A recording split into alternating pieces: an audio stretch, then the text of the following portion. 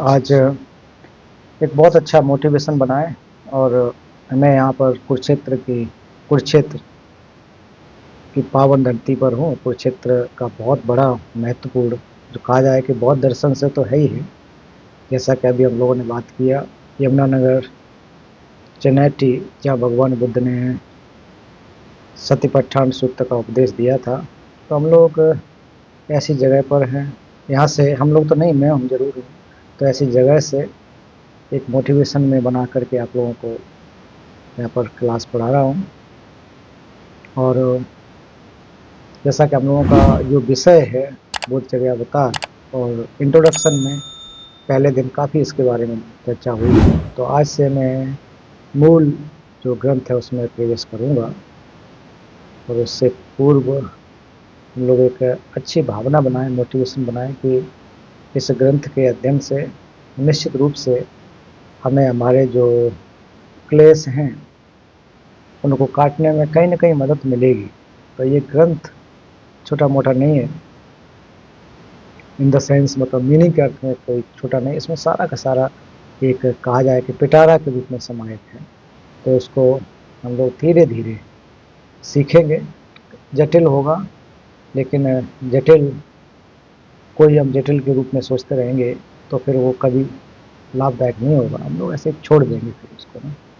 तो निरंतर करते रहें, भले ही हम एक दिन में 1 श्लोक पढ़ाएं, 2 पढ़ाएं, उसका कोई इशू नहीं है। और कोशिश भी रहे कि कुछ चर्चा भी होती रहे, प्रश्नोत्तर होते रहे। तो इस प्रकार के विचार हम लोग बना करके आज का जो दिन है उसका प्रारंभ करते हैं। नमो तस्स भगवतो अरहतो सम्मा सम्बुद्धस्स।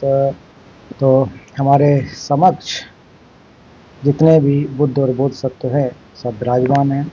इस प्रकार के विचार को बनाते हुए कि मैं भी उनकी तरह से बुद्धत्व की प्राप्ति करूंगा, उस सब रास्ते पर मैं चलूंगा।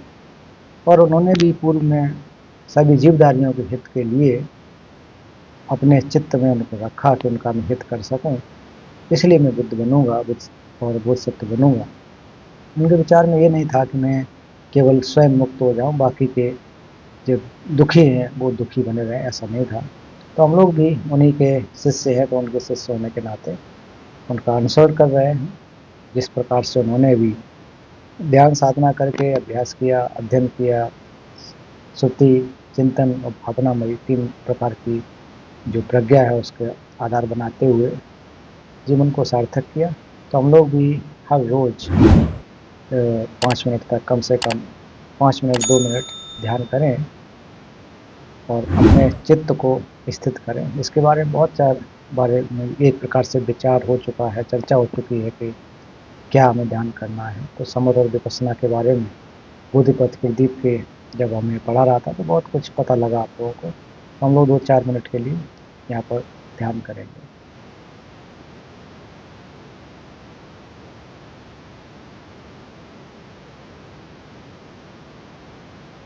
तो अब हम लोग अपने मूल विषय पर आते हैं।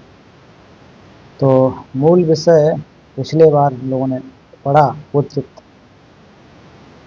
कि बोधचर्या अवतार का जो पहला परिच्छेद है बोधचित्त अनुशंसा। जैसा कि आप स्क्रीन में देख रहे हैं कि बोधचित्त कितना ज़्यादा महत्वपूर्ण है, कितना इम्पोर्टेंट ये जो है एक प्रकार का चित्त है कि इसकी अनुशंसा जब आप देखेंगे, इसकी एक प्रकार से प्रेज देखेंगे, इसके फायदे देखेंगे, तो हम समझ पाएंगे।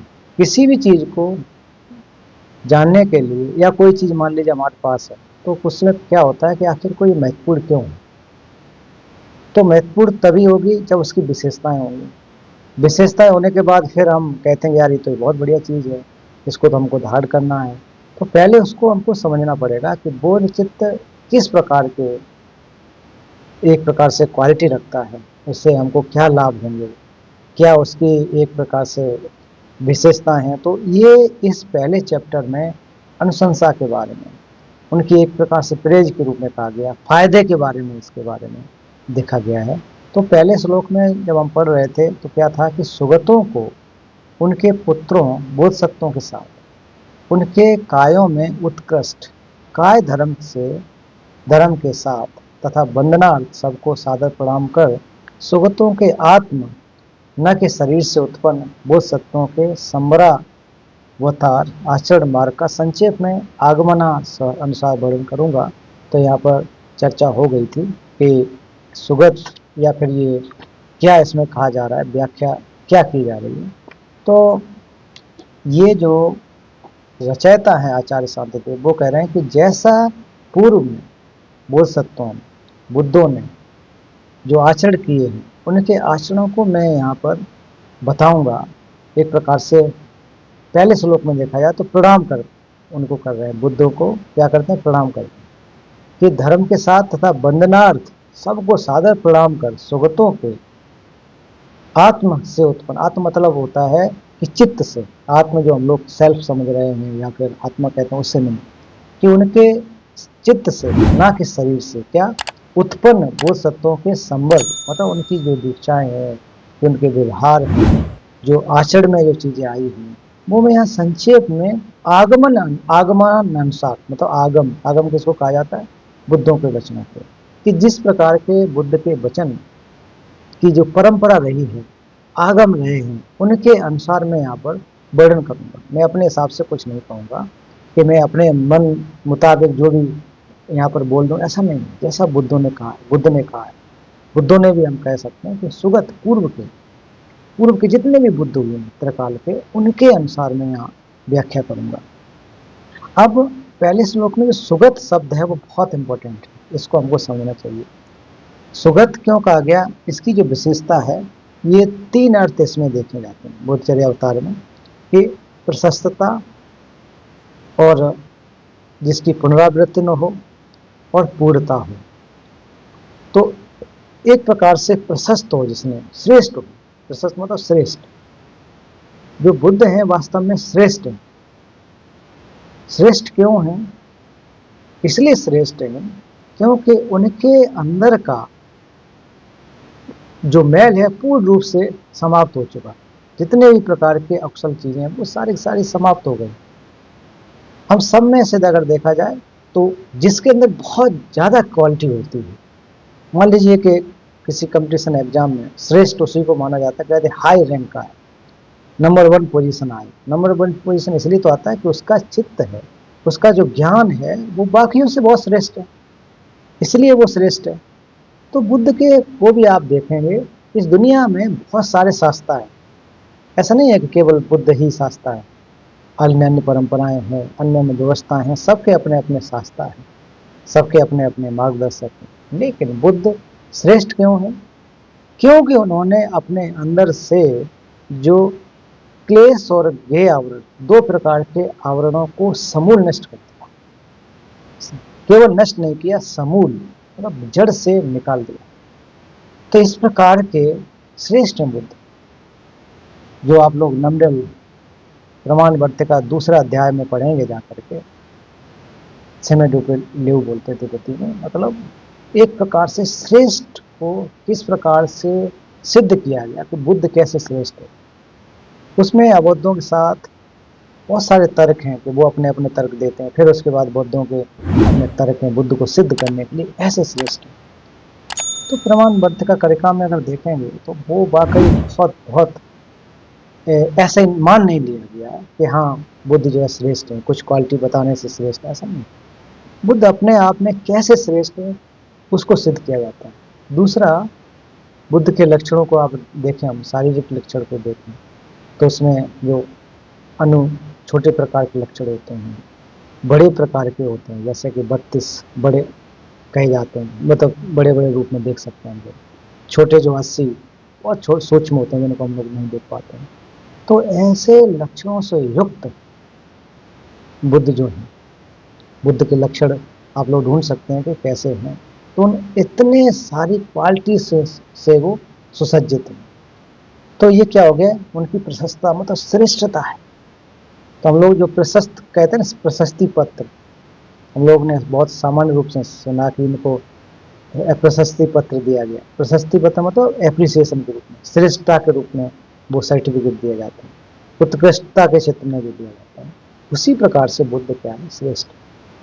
बुद्ध के ये लक्षण है। दूसरा क्या है कि उनकी कोई जो है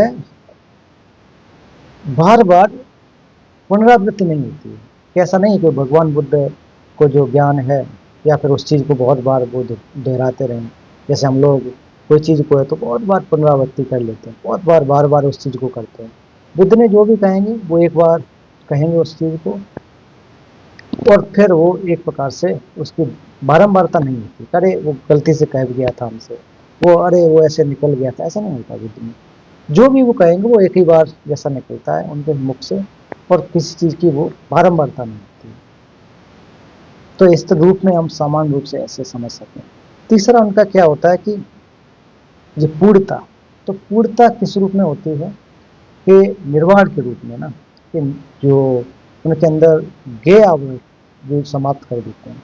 एक प्रकार से क्लेश आवरण और गे आवरण। तो क्लेश को अगर निकालेंगे केवल केवल अर्हत बन सकेंगे, जिसको हम लोग अर्हत कहते हैं। तो अर्हत बन सकते हैं, अर्हत मतलब जितने प्रकार के राग द्वेष मोह को खत्म कर दिया, लेकिन पूर्णता नहीं होगी। सम्यक समुद्धत्व जो है वो प्राप्त नहीं होगा। वो तभी प्राप्त होगा जब हमारे अंदर के गे आवरण को भी निकाला जाए। तो इस विषय के बारे में भी बहुत सारी चर्चा हुई थी। गे आवरण, क्लेश आवरण, जो आप लोग क्लास में रहे होंगे पिछले बोध सकते उसमें, बोध पथ प्रदीप के समय में। तो ये जो शब्द है यहाँ पर मैं आपको थोड़ा सा दोबारा से बताना चाह रहा था कि मतलब क्या होता है।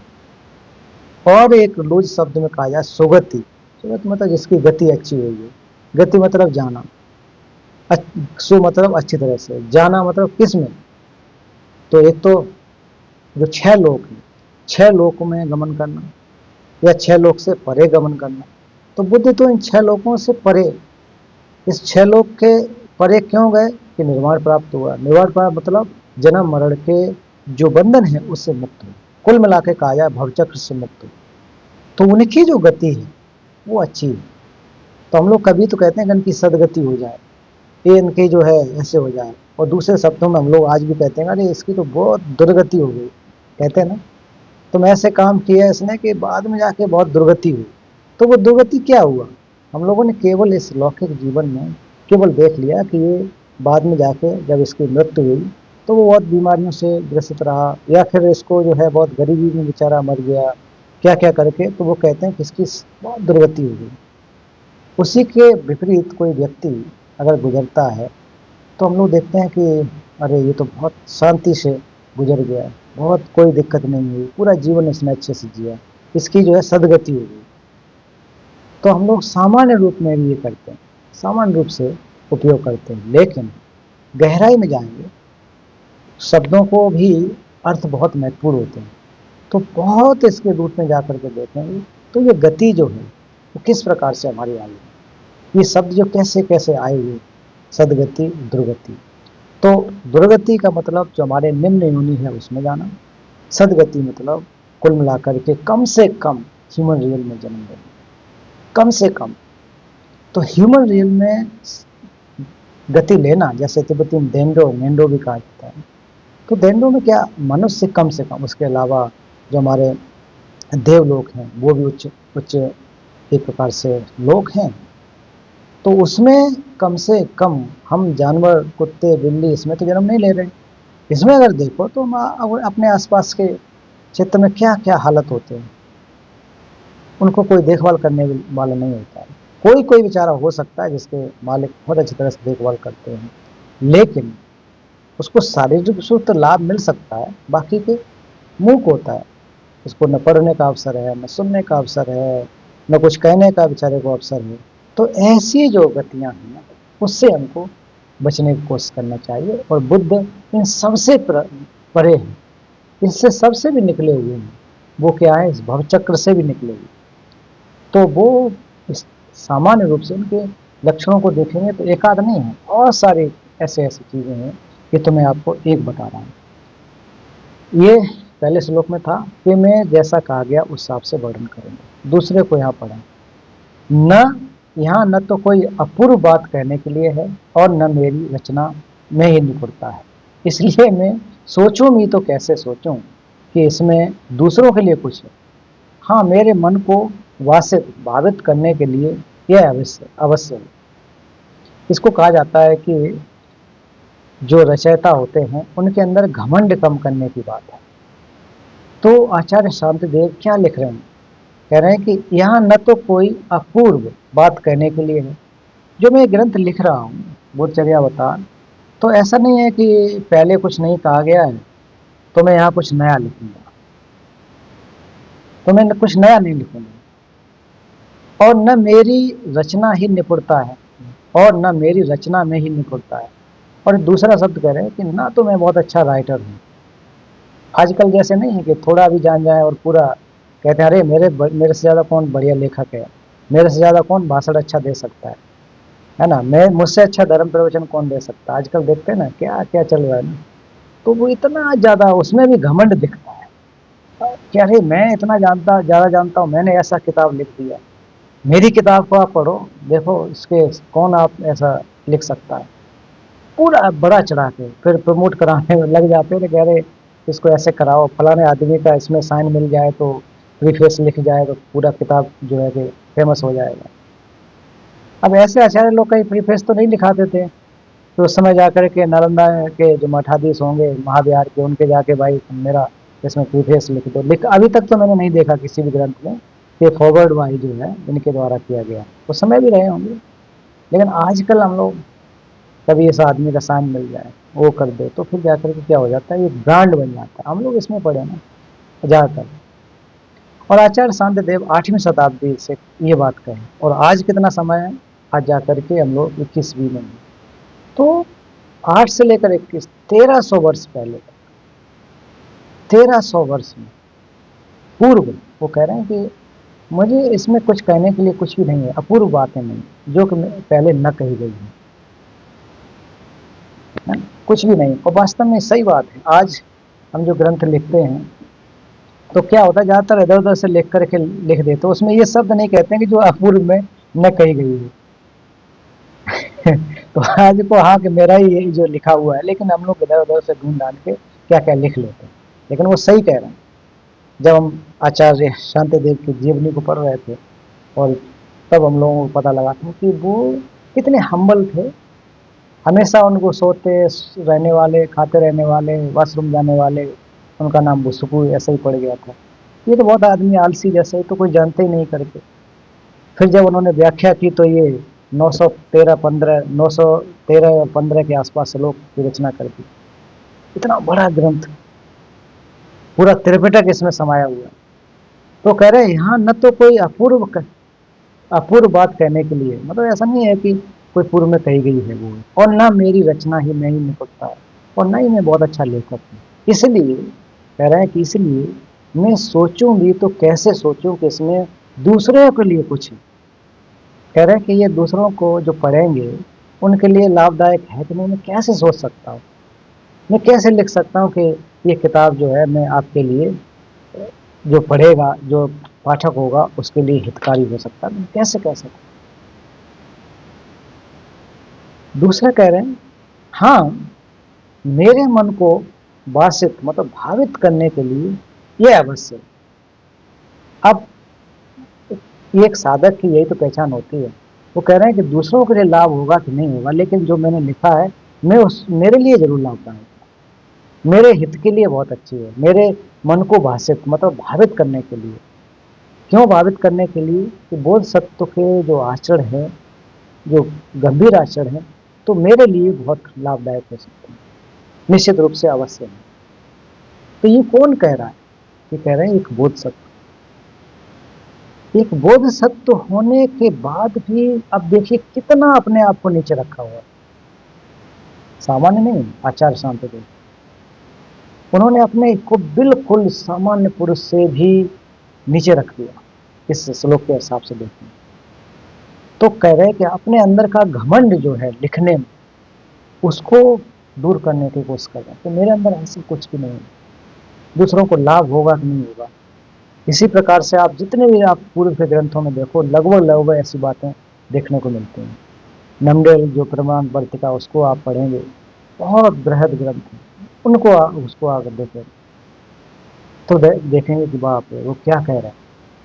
तो पहले जो रचनाएं होती थी, हमारे आचार्य लोग गुरु कहते हैं कि एक रचना करने में वर्षों वर्ष लग जाते थे, वर्षों वर्ष लगते थे। और एक बार रचना होने के बाद कई विद्वानों को दिए जाते थे प्रूफ रीडिंग के रूप में। अगर कोई उसमें सुधार करे, अगर नहीं भी लगा, ठीक नहीं लगा, तो दोबारा लिखा जाता, फिर उसको लिखते थे। और आज जैसा कोई कंप्यूटर से टाइप करने का ऐसा तो नहीं था, कैसे कागज पे लिखते होंगे, किस प्रकार से वो लिख लिख कर कागजों में रख करके ताम्र पत्र पर लिख करके कैसे सहेजते हों। तो ये छोटी बात नहीं थी। आजकल वो ऐसा भी नहीं था, आज हम लोग कंप्यूटर में कर रहे हैं काम, तो उसको डिलीट करके या उसको रिप्लेस कर दें, तो अब पूरा ही लिखना पड़ता है दोबारा से नए कागज पे। कागज का कैसा स्थिति होगी तो हम लोग नहीं जानते उस समय, लेकिन कितनी मेहनत करते थे। फिर भी वो कह रहे हैं कि इसमें दूसरों के लिए कोई लाभ नहीं, लाभदायक होगा कि नहीं होगा, तो मैं कैसे सोचूं कि इसके लिए दूसरों का कुछ हेतु हो सकता है। तिब्बती में कह रहे हैं ना, मोंछे माजों वाया दीर्घोनेस देवजोर खेपा हाँ दरला योमिंतेस देशीर सुंदम संबाया दरला मिस रांकी यीला गोमछिर ने दी चम्स। मतलब कह रहे हैं कि मैं अपने हित के लिए, अपने के लिए, तो पहले में क्या क्या कहा उन्होंने, प्रणाम किया, बुद्ध और बोधिसत्वों को प्रणाम किया। दूसरों में एक प्रकार से अपने अंदर का जो घमंड है, क्रोध है, घमंड को कुल मिला करके उसको उन्होंने कम करने के लिए कहा कि हमें किस प्रकार से जो है अपने आप को बहुत ज़्यादा बड़ा चढ़ा करके पेश नहीं करना चाहिए। तो ये बात सही कह रहे हैं, ऐसा भी नहीं उनका टारगेट होगा कि नहीं हम लोग हमारी प्रशंसा करेंगे। जैसा कि आचार्य शांतिदेव की आदत से पता लगता है, उनकी जीवनी से जब कभी पढ़े तो उससे पता लगता है कि कितने शांतिप्रिय व्यक्ति थे। इसी वजह से भी नाम उनका शांतिदेव रखा गया, कितने हम्बल हुआ करते थे। फिर तीसरे में देखें कि पुण्य भावना के निमित्त मेरी श्रद्धा के प्रभाव में तो इससे बाढ़ ही आ जाती है। फिर दूसरे किसी समान धातुक, समान शीलव्य की दृष्टि भी इस पर पड़ सकती है, जो भी है व्यर्थ नहीं होगी। फिर कह रहे हैं कुल मिलाकर के कि इस ग्रंथ में जो क्या है, पुण्य की प्रक्रिया है, पुण्य की प्रक्रिया द्वारा मेरी चित्त संतति में जो श्रद्धा विद्वान है उसमें कुशल की भावना करने के लिए वेग बढ़ जाता है। मैं दूसरे उससे पढ़ रहा हूँ। कुल मिला के इसका मतलब यही है कि जो ग्रंथ है, जो उसकी विशेषता पहली क्या है कि पुण्य की भावना आती है। बुद्धचर्या अवतार का अभ्यास हम करेंगे तो पुण्य भावना के निमित्त मेरी श्रद्धा के प्रभाव में तो इसमें बाढ़ ही आ जाती है। तो कह रहे हैं कि जो मैं ग्रंथ ये रचना किया है तो इसमें क्या है कि एक प्रकार से इतने ज़्यादा पुण्य के कर्मों के बारे में बताया गया है, पुण्य का हमें कैसे संचय करना चाहिए, पुण्य के लाभ क्या हो सकते हैं।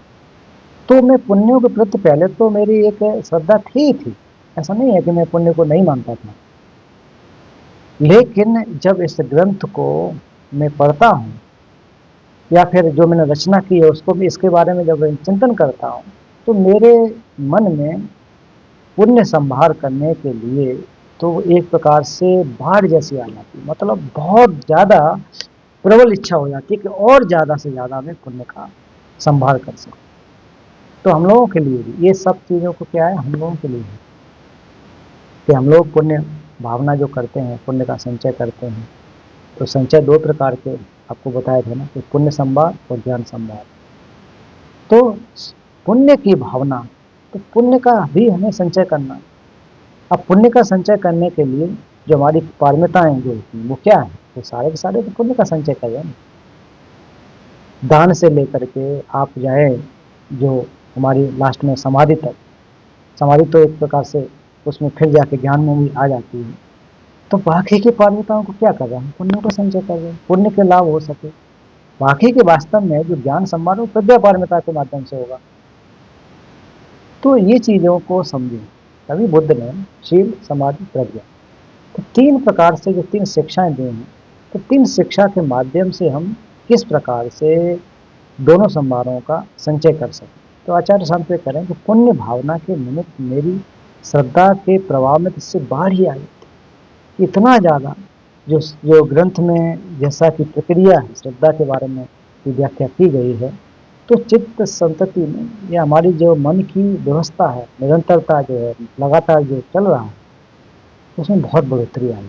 फिर दूसरे किसी समान घातक, मतलब दूसरे इसके अलावा भी कह रहे हैं कि इसके अलावा भी बहुत सारी चीज़ें समान अर्थ जैसे की दृष्टि पर इसी पड़ सकती है, मतलब इसके अलावा भी पहले तो पुण्य हो गया, उसके अलावा शील समाधि और भी चीज़ें समान रूप से, समान धातु मतलब एक जैसे उसको अभ्यास करने की चीज़ें हैं, इन पर अगर दृष्टि पड़ जाती है, पड़ सकती है, मतलब इसके अलावा भी पुण्य के अलावा भी चीज़ों पर दृष्टि पड़ सकती है, जो भी हो यह कृति व्यर्थ नहीं। कुल मिला के कह रहे हैं कि ये जो मैंने रचना की है वो खराब नहीं है, व्यर्थ में नहीं जाए, आपको लाभ तो मिलेगा, पुण्य का संचय कर सकेंगे, पुण्य के अलावा आप जो है समाधि का अभ्यास कर सकेंगे, धैर्य का अभ्यास करेंगे, क्षमा का अभ्यास करेंगे, तो और भी पारमिताएं हैं वो जैसे कि अभ्यास के साधन हैं, तो वो उन पर भी आपका एक नज़र पड़ सकता है। कुल मिलाकर ये कह रहे हैं आप उसका भी अभ्यास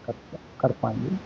तो इसलिए जो मैं रचना कर रहा हूँ वो व्यर्थ नहीं जाएगी, आपको नुकसान करेगा, या मैंने जो लिख दिया है बाद में कोई यूज ना हो, अनयूज नहीं होगा कुल मिलाकर के, तो निश्चित रूप से वो दूसरों को लाभ देगा। बोधचर्या अवतार जो है ग्रंथ है वो दूसरों को लाभ देगा, परोपकार की भावना इत्यादि चीज़ें जो आ जाती है ना, कि हम दूसरों का परोपकार कर सकते हैं, दूसरों का हित कर सकते हैं, तो इसमें कोई नुकसान नहीं होगा, इसमें कोई लाभ ना हो ऐसा नहीं होगा।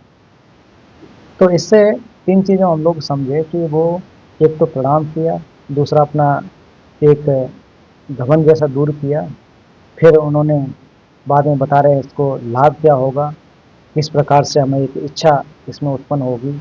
तो एक दो तीन चीज़ें दो तीन श्लोकों में हमको प्राप्त हुआ।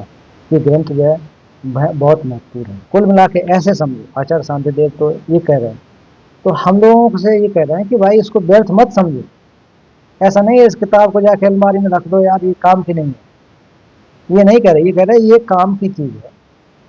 इससे जब मेरे अंदर इतना श्रद्धा करने का या पुण्य करने का, पुण्य संभार करने की गति बढ़ जाती है, तो आप लोगों को क्यों नहीं बढ़ेगी, आप लोगों के अंदर ये ज्ञान इसमें क्यों नहीं जागृत होगा।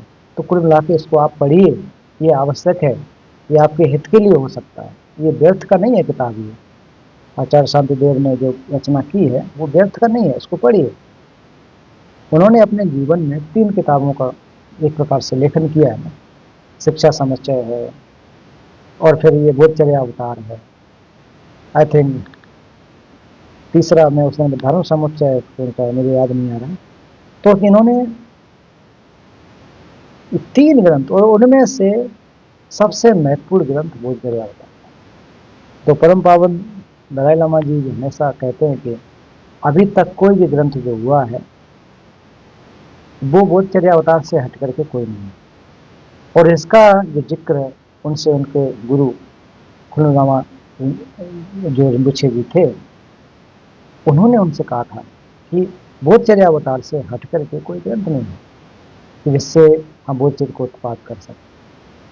तो ऐसे विद्वानों ने इस पर चिंतन किया, मनन किया, और वास्तव में परम पावन जी का अगर जो एक प्रकार से देखा जाए उनका खुशहाल जीवन, सुखमय जीवन या हमेशा खुशी रहने वाले इस ग्रंथ की देन है। वो कहते हैं कि बोधचर्या अवतार से, और बार बार कहते हैं कि आप अगर सुखी रहना चाहते हो तब भी किसका अभ्यास करना चाहिए, कंपैशन का अभ्यास करना चाहिए, करुणा का अभ्यास करना चाहिए, दूसरों को सुखी देखना चाहते हो तब भी कंपैशन का अभ्यास करना चाहिए। इस सारे के सारे जो ज्ञान है इस ग्रंथ से आया हुआ।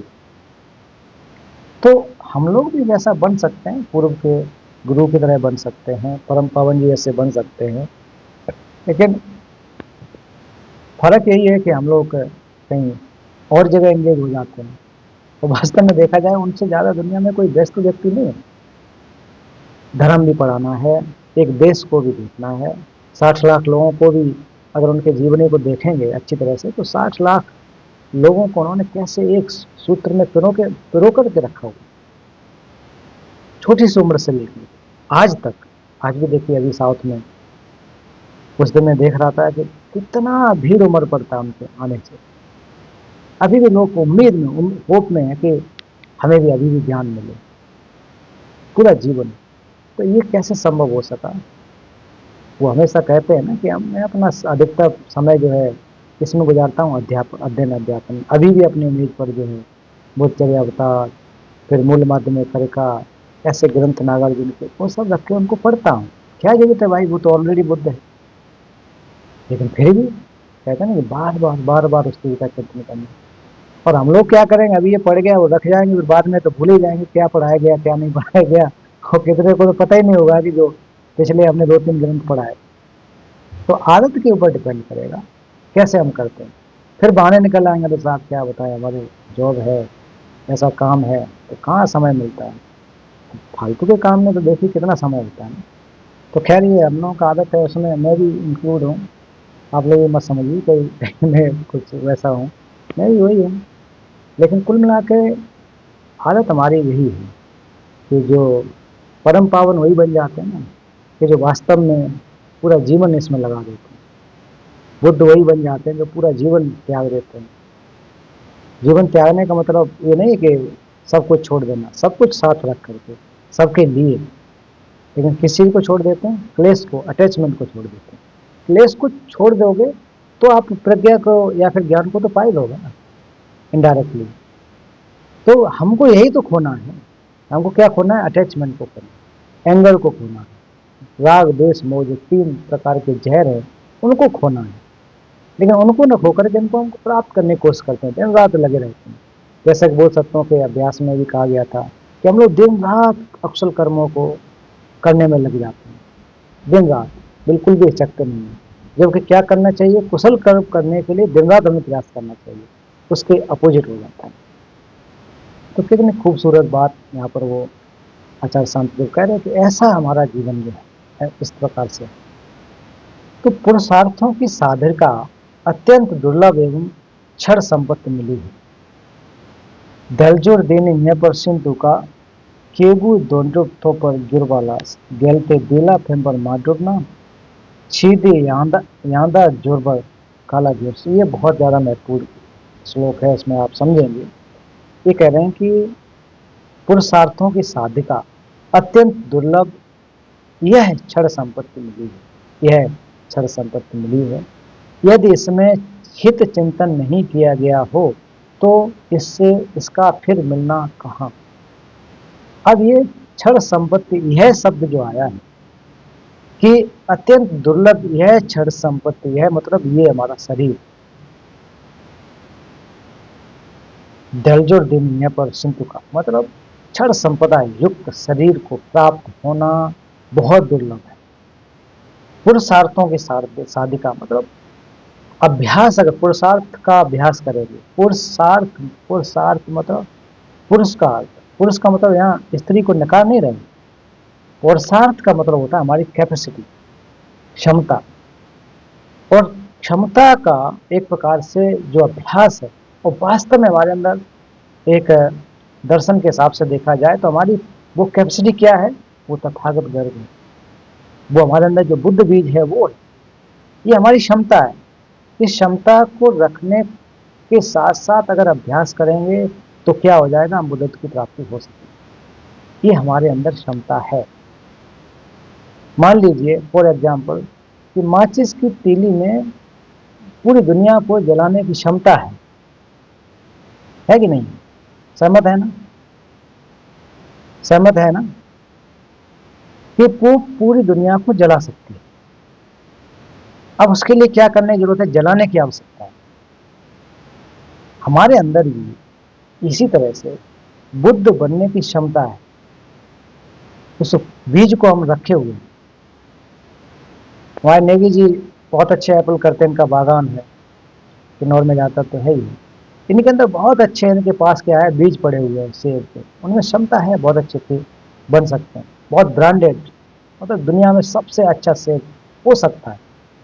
अब नेगी जी लेकर के उसको बक्से में रख देंगे आकर के संदूक में, या फिर हमारे डॉक्टर मतलब सीपी नेगी सर को कह दें कि एसबीआई के लॉकर में रखवा दो जाके उसको, है उस बीज को, तो ये रखा रहेगा लाखों वर्ष, उसमें से जो है हमको नहीं निकले। तो क्या करेंगे, उसमें क्षमता है, लेकिन उस क्षमता को हम दबा के रखेंगे। हमारे अंदर भी आज से नहीं, बिगनिंग लेस टाइम से, अनादिकाल से ये क्षमता रही है। लेकिन हम उस क्षमता को लेकर के घूमते रहे, चलते रहे, उसके अर्थ को सिद्ध नहीं किया, उसको जगाया नहीं। अब जगाने के लिए क्या करना पड़ेगा, उसको हमको खाद बीज देने की जरूरत है। अब बीज को केवल आप रख दो जाके खेत में, नेगरी जा कर के वहाँ रख दें, वहाँ पत्थर पे जाकर के, तो नहीं जमेगा ना वो।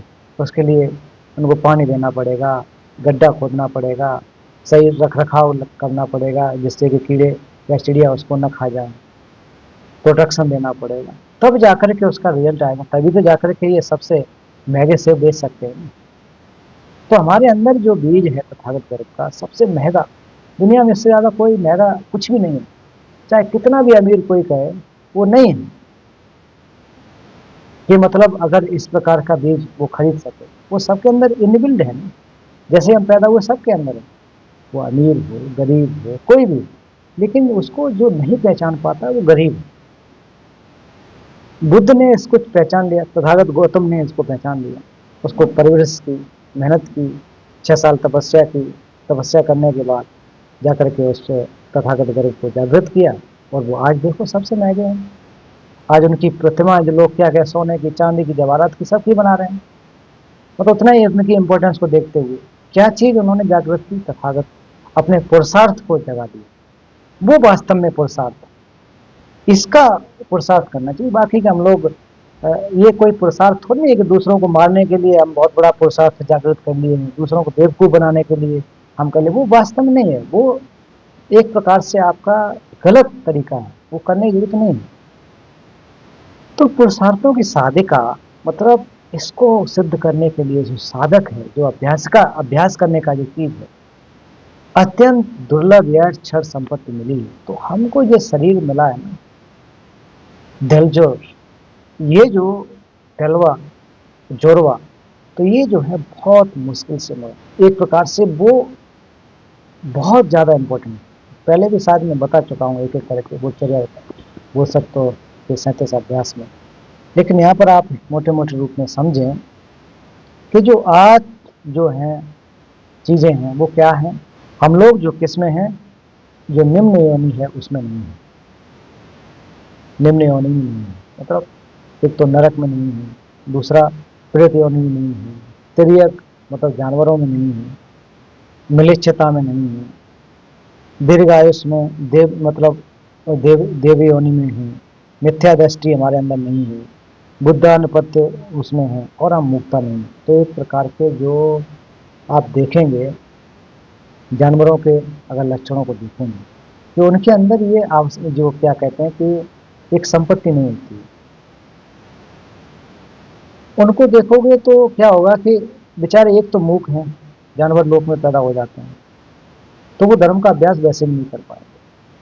और उनके सुनने की क्षमता है, समझ भी पाते हैं, कितना समझ पाते हैं वो पता नहीं, लेकिन उनकी जो गति है एक प्रकार से सक्षम नहीं हो, और सार्थ नहीं कर सकते हैं ना, पुरुषार्थ वो नहीं कर पाएंगे, उनकी क्षमता बहुत कम है। पहला जैसे कि नरक है उनकी प्राणी, उसमें देखिए वहाँ पर, अब हम लोग इसमें विरोधाभास भी कुछ को कह देते हैं कि किस प्रकार से है, लेकिन उनको अगर देखें वाकई ग्रंथों के अनुसार सारी चीज़ें व्यवस्थित हैं, उनकी हालत क्या है।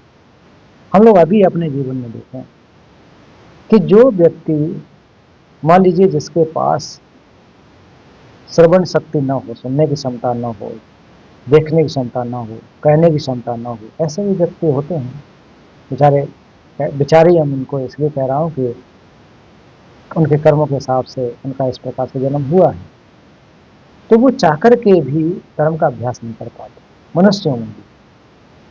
दूसरे जो जानवरों को भी देखें कि उनके अंदर शरीर तो है, उनको भी ठंड का एहसास होता है, गर्मी का एहसास होता है, भूख प्यास लगती है, लेकिन अब कहो उनसे कि क्लास ऑनलाइन कर लो या ऑफलाइन ज्वाइन कर लो, कैसे करेंगे। वो बैठा भी लोग आग पकड़ के उसको कुत्ता बिल्ली को, तो वो क्या समझ में आएगा क्या चल रहा है, क्योंकि वो उनके अंदर क्षमता नहीं है, उनके अंदर क्षमता ऐसी नहीं है कि वो उसको सुन सके समझ सके। तो यह इसके अलावा भी मन में जो कितने एक प्रकार की मलिष्यता हमारे अंदर पड़ी रहती है। अब देवताओं की अगर बात करें संक्षेप में, तो वो कहते हैं कि उनके अंदर इतना जीवन लंबा होता है कि उनको धर्म आराम से पता ही नहीं लगता, अपनी सुख सौदान मौज मस्ती में रहते हैं। ऐसे गुरु लोग कहते हैं कि उनका जीवन बहुत ज़्यादा लंबा होता है।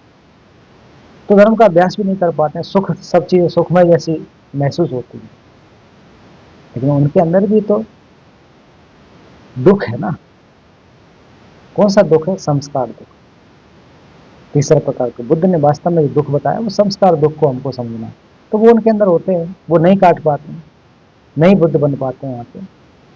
बाकी के दुख, परिवर्तन दुख, ये तो उनके अंदर नहीं होता, लेकिन संस्कार दुख तो उनके अंदर है। लेकिन इसलिए कहा जा रहा है कि ये जो शरीर हमारा जो है दुर्लभ है, वास्तव में दुर्लभ है। ये मानव जीवन प्राप्त होना बहुत दुर्लभ है। तो इस दुर्लभ शरीर को हमने प्राप्त कर लिया। अब दुर्लभ क्यों क्यों है? पहली बात, मानव शरीर हमको प्राप्त हुआ। दूसरी बात, हम बुद्ध के क्षेत्र में हैं। बुद्ध जहाँ है हम वहाँ, त्रिकालिक बुद्ध है वहाँ है। अब ये नहीं सोचना कि भारत में हमें, ऐसा नहीं सोचना। कुल मिलाकर इस पृथ्वी पर जहाँ बुद्ध हुए, हमको शरीर जो है प्राप्त हुआ, मानव शरीर प्राप्त हुआ, बुद्ध हैं, बुद्ध के बाद उनका संग है, बुद्ध के वचन हैं। इसके अलावा हमारी जो जो 5 इंद्रिय हैं वो ठीक हैं। धर्म को हम श्रवण कर पाते हैं, धर्म को हम पढ़ पाते हैं, धर्म को, ग्रंथों को हम देख पाते हैं। भिक्षु संघ हमारे आसपास है, भिक्षुड़ी संघ हमारे आसपास है। हमारे जो संघ उपस्थित है इस दुनिया में, जो हमारे 4 पिलर हैं ना, भिक्षु, भिक्षुणी, उपासक, उपासक, ये चारों के चारों संघ उपस्थित हैं।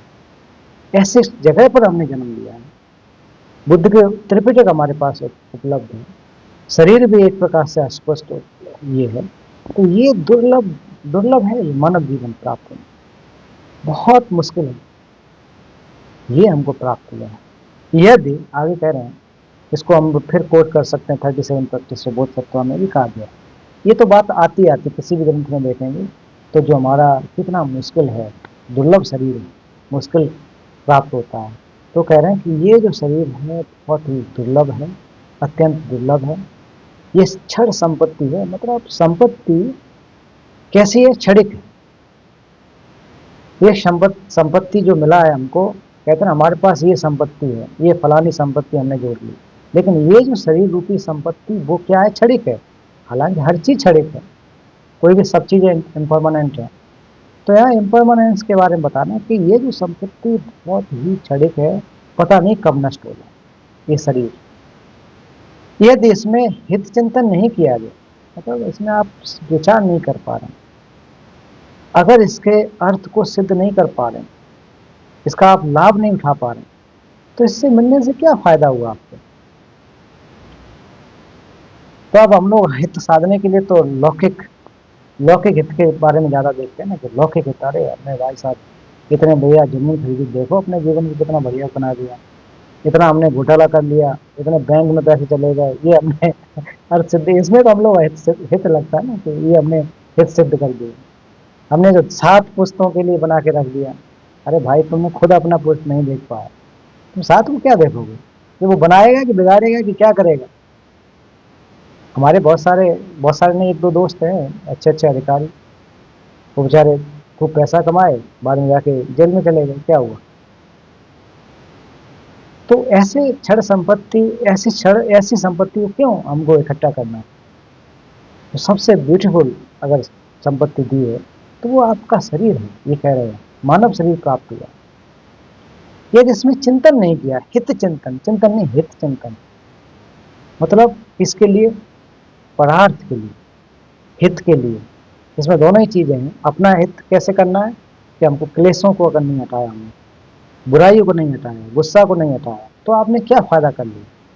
हित चिंतन नहीं किया, अपना कम से कम लाभ नहीं किया, तो इस शरीर को लेकर क्या फायदा? हम जिम जाते हैं, शरीर बनाते हैं, बॉडी बनाते हैं, क्या क्या करते हैं, क्या लाभ है भाई इससे? क्या करना चाहते हैं, क्या दिखाना चाह रहे हैं, पता ही नहीं जा रहा है। कोई कह रहा है कि हमारे 6 पैक हैं, कि किसी के 8 हैं, भाई पता नहीं क्या क्या पैक करके करेंगे क्या। ठीक है, शरीर हष्टपुष्ट होगा, अगर उसी को बना करके धर्म में लगा लें, क्लेश व्लेश को हटाएं, तो शायद ये वास्तव में लाभदायक होगा। बुद्ध तो यही कह रहे हैं, सारे आचार्य तो यही कहते हैं, इस क्षण संपत्ति को आप रखिए। तो अभी गुरुओं को देखिए आप, जो विद्वान लोग, उनको ज़्यादा इस चीज़ से नहीं है, बस वो दिन रात धर्म के अभ्यास में, वो वास्तव में समझते हैं। कहते हैं ना कि जो पुरुषों की पहचान जो होती है ना, एक प्रकार का ऐसा होता है इंसान जो उजाले से अंधकार की तरफ जाता है। और एक ऐसा हो जाए उजाले से उजाले की तरफ जाता है, एक उजाले से अंधकार, एक अंधकार से अंधकार, है ना। तो हम लोग भी जो जैसे है ना, कि हम लोग क्या करें, ज्यादातर उजाले से अंधकार की तरफ जाते हैं, उजाले से अंधकार की तरफ। उजाला इतना है, प्रकाश है, उससे जाके अंधकार क्या, अकुशल कर्मों की तरफ। कि हमको जो चर्या के हिसाब से, चाहे किसी को गाली गलौज करना हो, अपने कार्यों के हिसाब से कहीं अगर घोटाला करना हो, किसी को बेवकूफ बनाना हो, उजाले से अकुशल कर्म की तरफ, कुशल से अकुशल कर्म की तरफ। मानव जीवन एक उजाले के रूप में मिला है, उसको हम बर्बाद करने के लिए चले जाते हैं। फिर जेल वेल में जाकर के 15-20 साल वहां गुजार लेते तो क्या फायदा कर लिया। तो ये कह रहे हैं कि हमें जो है उजाले से उजाले की तरफ, प्रकाश से प्रकाश की तरफ एक मानव रूपी शरीर मिला है, उसको लेकर के जो बुद्ध बोध सत्वों ने जो बताया, प्रकाश की तरह रास्ता दिखाया, उसकी तरफ हमको चलने की। तो ये कह रहे हैं कि ऐसा हमको करना, अगर हित चिंतन नहीं किया तो फिर खेलते दिल फेम पर माजुब ना, अगर इससे सिद्ध नहीं किया, छी दिल यहाँ तक जोर बर खा लगे, मतलब बाद में अगर आपको ये सारी चीजें प्राप्त हो रही हैं तो लाभ क्या है, इससे मिलने से फायदा भी क्या हुई है, हमारे लिए क्वेश्चन मार्क उन्होंने खड़ा कर दिया, तो क्या लाभ मिलेगा। ये हम समझ गए कि ये क्षण संपत्ति है। अब आज का अंतिम श्लोक में पढ़ूंगा, अब ये भी बोल देखिए इससे जोड़ करके 5वां श्लोक। ये कह रहे हैं कि रात के तिब्बती में पढ़ देता हूँ, जीतर छमो मुन्नक टीन रोमनास। फिर है ना इसमें लोक्यु केचिक रब्नम नम पत्तर्स देशिन संगे थुई ग्यालम नाश जीते सोनम लोडे थंगा चूम्स। मतलब कह रहे हैं कि रात के बादलों के घने अंधेरे में जैसे बिजली क्षण भर अपनी चमक दिखा जाती है, वैसे ही बुद्धानुभाव से लोगों की बुद्धि कभी क्षण भर के लिए पुण्य की ओर होती है। ये बहुत ज्यादा महत्वपूर्ण है। कह रहे हैं कि अब देखो, रात जब होती है, घनी अंधेरी रात, बहुत घनी, और उस समय क्या होता है कि बिजली जो है ना, जो ठंडे जिसको हम कहते हैं, तो वो थोड़े समय के लिए चमक दिखाती है। अब ऐसा तो है नहीं कि बादल की जो कड़क है वो पूरा दिन भर कड़कते रहे या पूरा लाइट रहे, ऐसा नहीं होता है, बहुत मोमेंट के लिए होती है। और पूरी पृथ्वी पर क्या है, चमक विचकित होती है। अब ऐसा तो नहीं जो चमक अगर हो तो वो कहीं हो कहीं नहीं हो, पूरी पृथ्वी पर चली जाती है, वो एक जैसा होता है, इतनी ज़्यादा उसमें एक प्रकार से क्षमता होती है, अपनी चमक दिखा जाती है। वैसे ही बुद्धानुभाव, बुद्ध के अनुभव से लोगों की बुद्धि कभी क्षण भर के लिए पुण्य की ओर जाती है। तो कह रहे हैं कि उसी प्रकार से पुण्य करने के लिए लोगों की जो बुद्धि है, बुद्ध के अनुभव से, बुद्ध के अनुभव के लिए लोगों की बुद्धि कभी क्षण भर के लिए पुण्य की ओर जाती है, कभी। तो हम लोग इतने ढीठ हैं अकुशल कर्म करने के लिए कि जब मौका मिले अकुशल कर्म करने में लगते हैं, जब मौका मिले ऐसी आदत बन गई, जब मौका मिले गाली गलौज, जब मौका मिले चोरी, जब वो बेवकूफ बनाना, ये हमारी आदत है। लेकिन इसके विपरीत बुद्ध के अनुभव, जो बुद्ध ने कहा, जो बुद्ध ने उपदेश दिए, जो मार्ग बताया, उसमें बहुत कम जाते हैं। सही है कि नहीं? सही बात है ना, कि हम लोग बहुत कम छोड़ पाते हैं। 24 घंटे में कभी पढ़ेंगे तो आधा घंटा किताब पढ़ेंगे, 1 घंटा पढ़ेंगे, तो 1 घंटे के लिए 24 घंटे में 1 घंटा 5 लो तो कितना परसेंट पड़ा, बहुत कम। तो कभी क्षण भर के लिए पुण्य की ओर जाती है। तो कभी कभी क्षण भर के लिए, ऐसा नहीं है कि वो दिन भर चल रही है, थोड़े क्षण भर के लिए। तो उपमा कितनी अच्छी दी गई कि अंधेरी रात में कभी कभी बिजली चमकती है, रोज नहीं चमकती है, घने अंधकार में पूरी पृथ्वी को कर जाती है। वैसे ही अगर हमारे अंदर जो बुद्धि है, भगवान बुद्ध के अनुभव की, या उनको स्मृति भी अगर हम कर लेते हैं, उनके अनुभव को भी अगर हम करते हैं, तो वो हमारे जीवन को कितना लाभदायक दे जाती है, कितना लाभ दे जाती है बुद्ध के अनुभव से। बुद्ध को लाभ करने की मतलब उनके एक प्रकार से, कि बुद्ध ने जिस प्रकार से बुद्धत्व की प्राप्ति की है, मैं भी उस प्रकार से करती हूँ। उन्होंने जो मार्ग दिए हैं उस पर मैं चल सकूँ, तो क्षण भर के होने से पुण्यों का तमाम लाभ हो जाता है। ऐसा हमको मौका कम मिलता है। जैसे कि मेरी जी ने कहा कि हम लोग छक लगाते हैं, पुण्य करते हैं, ध्यान करते हैं, तो ये वाकई पुण्य की चीज़ें हैं, ये उपाय है। छक लगाना, पूजा करना, ये क्या है? उपाय है। बुद्धत्व की प्राप्ति करने के लिए उपाय और प्रज्ञा, तो सारी की सारी चीज़ें क्या हैं? उपाय हैं। अब केवल हम उपाय को ही करते रहें, उपाय को ही करते रहें, तो उससे भी बुद्धत्व की प्राप्ति नहीं होगी। अच्छा, डायरेक्ट हम प्रज्ञा का उपयोग करें, वो भी संभव नहीं होगा, उसके लिए हमें उपाय, मेथड चाहिए, कैसे करना है, तो मेथड भी चाहिए। मेथड और जो है विजडम, दोनों जब तक साथ नहीं होंगे तब तक की बुद्धत्व की प्राप्ति नहीं होगी। तो ये जो जो अभी तक 5 श्लोक कहे गए, खास करके चौथा और पांचवा, हम लोग देखें कि एक तो जो हमारा शरीर है वो मुश्किल से प्राप्त हुआ है, मानव शरीर, तो उसको हमको व्यर्थ नहीं गंवाना है। इसमें बहुत खूबसूरती है। लोग थोड़े से थोड़े बात को लेकर के जो कहते हैं ना कि अब तो साहब हमको आत्महत्या कर लेनी, अब मर जाना, अब जीवन में कुछ रहा ही नहीं, सब कुछ तो बर्बाद हो गया है ना, ऐसा सोच लेते हैं। अरे भाई क्या हो गया? आत्महत्या भी लोग करने के लिए कोशिश करता, वो कहीं ना कहीं अटैचमेंट था ना, वो चीज़ प्राप्त नहीं हो पाई। अगर उसके पीछे देखोगे, या तो प्राप्त करना चाह रहा होगा, मतलब जो लौकिक धर्म है, 8 लौकिक धर्म है, उसमें से या तो प्राप्त करना चाह रहा होगा, या कोई चीज़ छूट गई होगी। तो प्राप्त न कर पाने का दुख और छूटने का दुख, ये लौकिक धर्म में है। तो दो चीज़ों की वजह से कहते हैं कि अब जीवन में कुछ बचा ही नहीं है, हमारा तो जीवन ही बर्बाद हो गया। अक्सर फटाफट रस्सी उस्सी उठा के चल देते हैं ना कि अब तो बचा ही नहीं कुछ, गोली ढूंढने की कोशिश करते हैं कौन सी बढ़िया वाली है। तो ये बेवकूफ़ी वाली बात है ना। तो कह रहे हैं कि हम लोग उतने बेवकूफ़ हैं कि जितना की कोई सीमा नहीं इसमें, इतना सुंदर शरीर, इतना बढ़िया हम ब्रीज लेकर के बैठे, इसके विपरीत जो लोग इसका सामना करते हैं, वास्तव में रियली हीरो तो वही है।